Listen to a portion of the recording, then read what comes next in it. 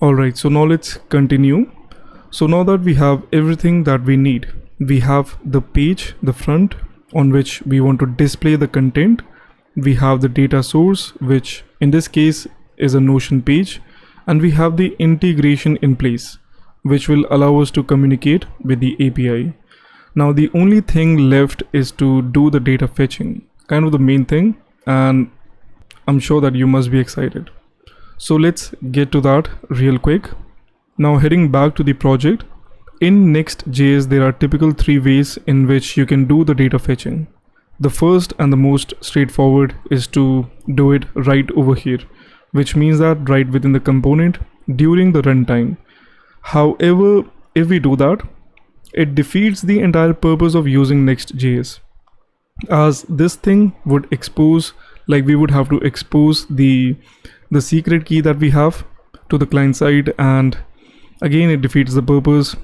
If that was the case, we could have just used a React application, keeping the SEO thing aside. So again, that's one thing off the list. We won't be doing that. We won't be doing the client side fetching. Now the other 2 options that we are left with is the async functions which are provided. So there is one which is the get server side props.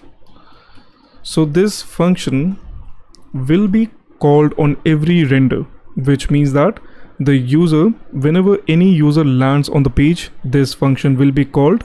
We can do the data fetching right over here, and we can return back an object within which there needs to be a props object, and this props, this thing, after the server side, like after the data fetching, we can place in all the different things, and this thing will be passed down to the component right over here, and then we can just display the content in a normal way. Now we can go with this thing, it is a viable option. However, we won't be doing that because there is one limitation on the Notion side. Now I'm not sure how strict it is, but it is something to consider. So within the documentation, it says that there is a rate limit of incoming requests is an average 3 seconds. It says average, so it doesn't seem like a strict one, but still it is something to keep in mind. It essentially means that after, like, if we make more than 3 requests per second, it can kind of throw back the error 429 saying that the rate limit thing and stuff. So although it is not much of a, like, it's not a big deal, however, considering the case that there can be multiple user coming in every second, which is kind of like an extreme hypothetical situation for this little application, but it's still something to consider. So for that case alone, we won't be using this thing. However, the other way, which I will be just explaining, you can do the same thing using this function. So keep that in note. So the way that we will be doing is by using the get static props. So this function will be called during the build time, which means that when we deploy the application, this function will be called and it's going to fetch the new list. Now you must be thinking, what about, like, if we make any change on the Notion page, how is that going to, like, get updated? So for that thing, we will be setting up another attribute, which is kind of like, it's a relatively new feature, which is the incremental static regeneration. So we are going to make use of that, which will allow NextJS to regenerate the same page after a set amount of seconds. Now there is a lot which goes under the hood, but let's just keep it simple. If you want to explore or dive more into that, you can do that by checking out their documentation. Anyway, now let's actually do the data fetching, and we're going to return back the same thing, an object within which we have props, and we are going to pass in the 3 things that we need to display on this page, which includes the image, the title, and the links. So for that thing, let's get back over here and let's do the data fetching. So now we imported the client from the Notion HQ. Now we just need to get the Notion instance by using this class. So let's do that. Let's create Notion and creating a new instance using the client class. to which we have to pass in an object, which are the options. The only one which is required is auth, and this thing is actually the Notion secret that we have already added inside the environment variables. So this is the thing which we have to pass in as the value to the auth in the object that we pass in while creating a new instance of the Notion, or to say a new instance of client. So let's do that. Process.env.Notion secret. So now that we have the Notion instance, or to say the Notion, the client instance, there are different methods on it which we can use to communicate with the API. So let's first fetch the title, which is this thing that we have. And for that thing, on the Notion instance, there is the pages within which we have retrieve. So this thing over here will allow us to get the information about the page, which means the cover image, the different stuff, the created time and all, within which we will also be getting the title of the page, and that's exactly what we want. So for that thing, let's actually call this function with an object to which we just need to pass in the page ID, and we have that as well within the environment variable right over here. So let's do the same thing. Process.env.links page ID. So this thing will return back a promise. So let's await that, and it's going to return back the page info. So let's do it in such a way. And before we even pass down the thing, let's actually do that. Let's actually pass it down so that we can display it right on the page. So let's just place this thing over here. And I think I missed a bracket. So now we are passing in the page as a prop to the component that we have, the home page. So let's destructure that thing right over here. And for the time being, we can just display it within the pre tag in such a way. So if we do that, we should be seeing the content. It says that objects are not valid, which is kind of obvious. I need to wrap it up inside the json.stringify, and let's pass in page, null, and 2 for the spacing. So if we do that, we should be seeing the page content right over here. So if we analyze the structure, we will be seeing that it's an object within which there are different properties, and let's actually find the title. So the title is within the properties. Then we actually have the title. Nope, properties, then we have title, then we have another title. Now it's a nested data, we can't do anything about it. So properties, title, another title, and it's an array within which we just need to get the first one, which is this thing, the first element, the first item to say, and within that we have the plain text. So this is the page title which we want to display over here. So instead of doing the destructure right within the component, we can do it beforehand, which means before we even pass it down to the page. So let's do that. Let's actually get the title, which is page, and within which we have properties. Then we have the title, within which another title, and it's an array, and we just need to get the first item and the plain text property on it, this thing. So now we can just pass it down in the same way instead of the page, and we can use it. Let's actually comment this for the time being, and we can use it right over here, making sure that we destructure it as well. So if we do that, now we should be seeing the title over here, and there we have it. So that is perfect. So now if I make any change and if I refresh, it's going to update it, it's going to reflect right over here. So that is great. That's one thing off the list. So now let's actually work on the links side of getting the links, and for that, in the same way, we will be making another request. We actually need to make another request to fetch the blocks that we have separately. Like it doesn't come included, as you can already see. Like we just displayed the entire return value, the entire page, and we saw that the blocks are not included. So we need to make another request to fetch the blocks. Let's do that. And for that, let's actually do it right over here. We can name it as blocks. Again, it's going to return back a promise. So let's just place in the await beforehand. Then on Notion, we have blocks, then we have children, and then we have the list.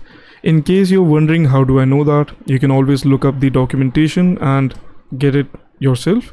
It's right over there.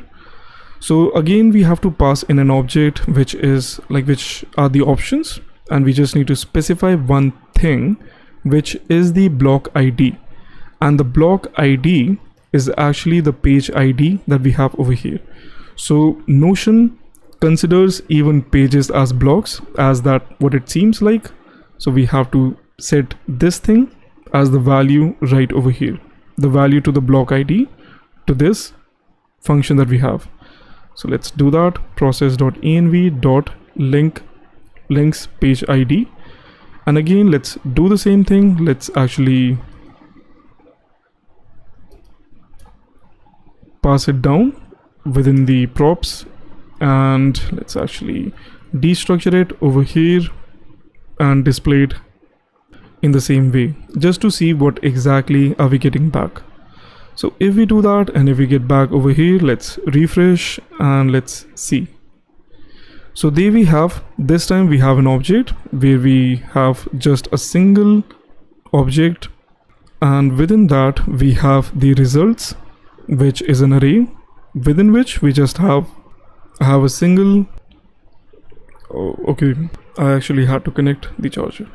Anyway, so we have an object within which we have results, which is an array, and within that we just have a single object, which I believe is the block that we have over here. So let's actually do one thing. Let's add in another one just to see how different it makes the return value. And now the other thing is, if you add in a blank block in such a way, see what's going to happen is we are going to see three different objects within the results. The first one is a block, the other one is a block, and the last one is a block as well. However, it's an empty one. So this thing can be a bit like, it can throw some errors if you're not handling the situation in the right way. So it's best suggested to just remove any blank blocks, whether it be within, like in the starting or in the end. So anyway, now if we take a look, we have two blocks, the first one and the second one, and now within each object we have paragraph, then we have which is an object, then we have the text, which is an array, and within the first element of it, which would be this one. Let me actually zoom in. I'm sorry, I kind of forgot about that. Within each object, there is just a single object. Within that we have the plain text for the text of the link, and we have the href, which is the link. So it essentially means we have everything that we need in order to build up the links. Now we just need to map over this array in order to transform it in the way that we want. So let's actually do that. And for this thing, let's actually create an array, because we will be looping over it rather than mapping. And I will be explaining that reason, I will be explaining why later, when we get to the image part. So for the time being, let's actually create a variable with the name of links, which will be an empty array. And on the blocks that we have, which is this thing, we need to get the results, which is an array, and we need to loop over it. So let's do that. Blocks.results dot for each. So right over here on each block, what we want to do is, if the block is of type, the type property that we have, this thing is of type paragraph, only then we want to add it to the links. So let's do that. Over here we can just Actually, 1 second. Okay, so over here we can check that if block dot type is equals to paragraph, only then we want to push it to the links array. And that too, we only want two things. We only want the plain text and the href. So within the block, which is this one, like this thing, we just need to get the block is this thing, the main one. We need to get the paragraph, the text, and the first item, which is this block, this object, and these two properties. So let's do that. It's quite a nested data, so it might be a bit confusing. Take your time to carefully analyze the structure. So we need to pass in two things. The first one is the name, and for that, block dot paragraph dot text, the first item and the plain text. In the same way, we will be getting the URL, and we need to change this thing to the href. So by doing this thing, let's actually pass down the links right over here in the same format. We don't need to pass down the blocks. Let's just pass the links, and let's destructure them instead of the block. And we can actually let's keep the blocks. My bad, we would need them in order to better understand the image part, so let's keep them even over here. However, it's blocks. However, we won't be showing it for the time being. So now let's actually do one thing. Let's display the links instead. My bad. Let's destructure them, and that too. Well, that was a bit confusing, so let's actually see. So if we do that, there we have the structure.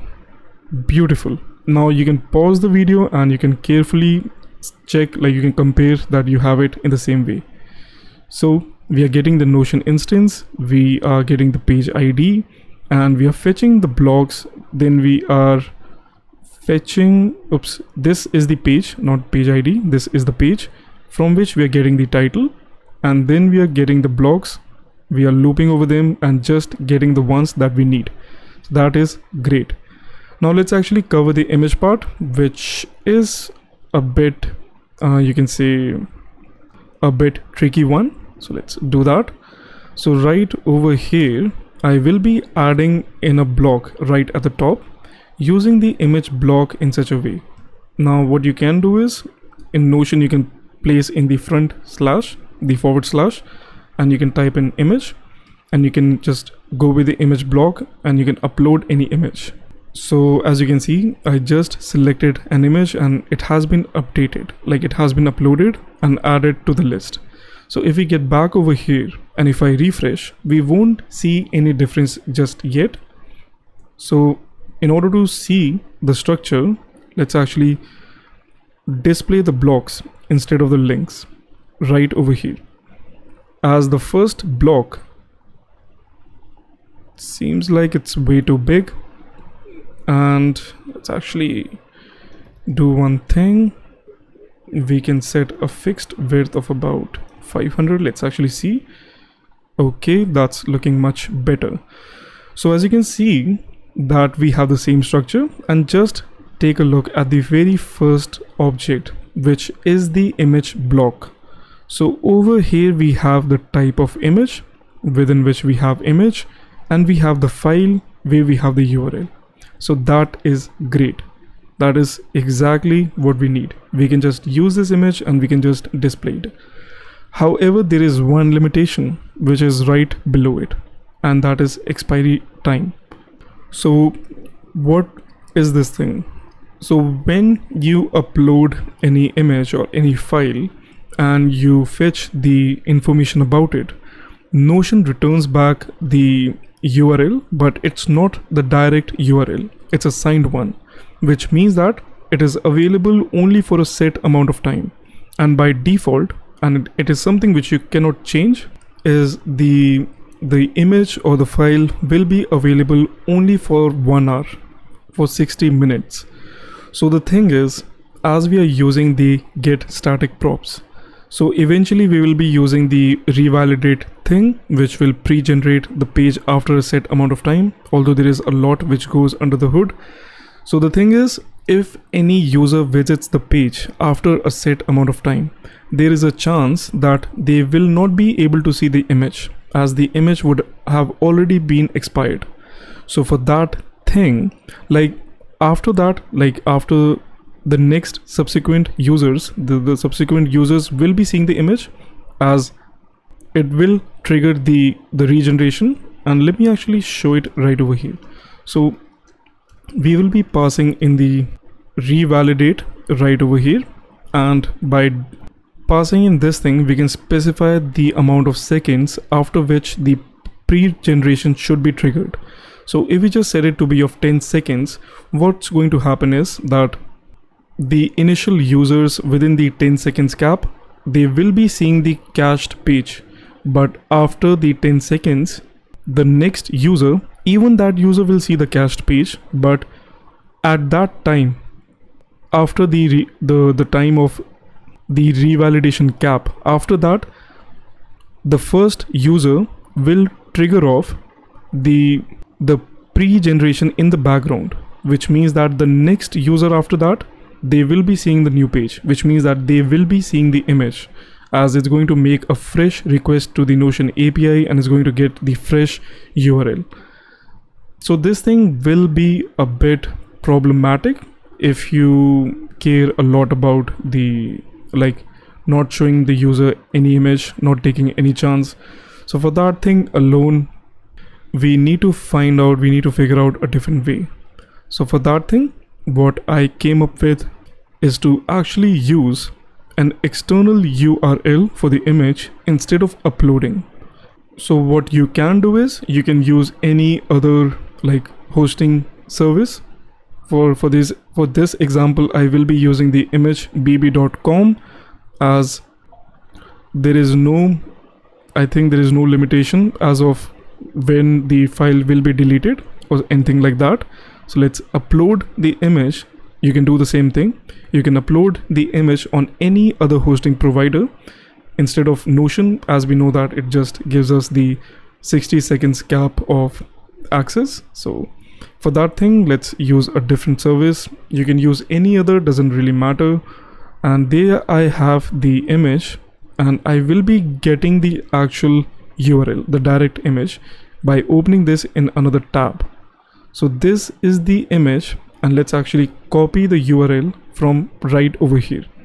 So getting back, let's actually delete this block, add in another one, and this time we will be embedding an image instead of uploading one. So if we do this thing, let's embed the image, and I can reduce the size. And if we get back over here, and now if we refresh, as we are using the image of type an external image, this time we are going to see a different structure.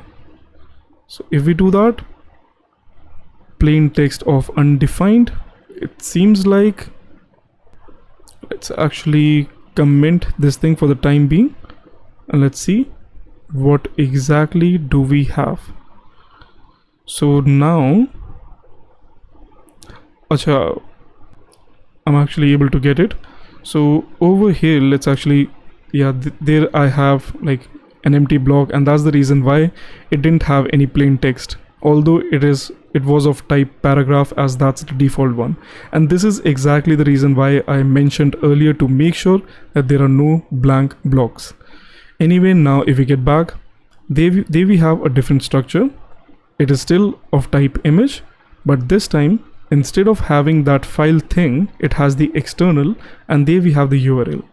So that's how we can make sure that the image will not be expired. So now that we have this thing, let's actually pass it down. Let's do that. So right over here, where we are looping over the array and we are getting the different blocks, what we can do is we need to check the type of image, and we need to get the URL. So let's do that. And again, I kind of forgot to zoom in, sorry.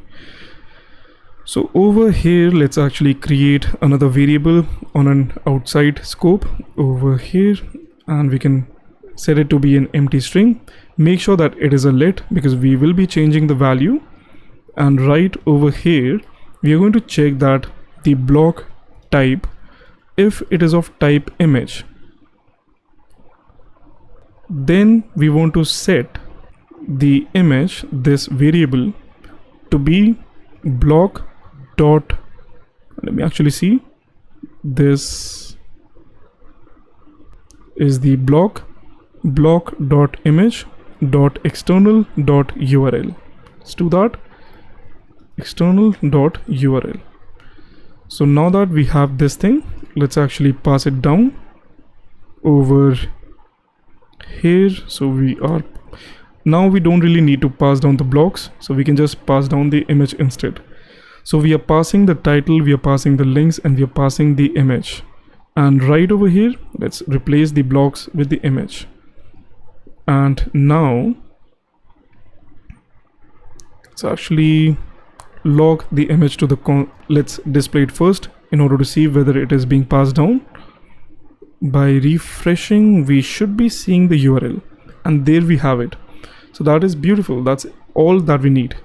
So now let's quickly display them on the page. And I think the video is getting a bit big, so you can try doing this by yourself, or you can just continue with the series, and let's finish it off in the next video.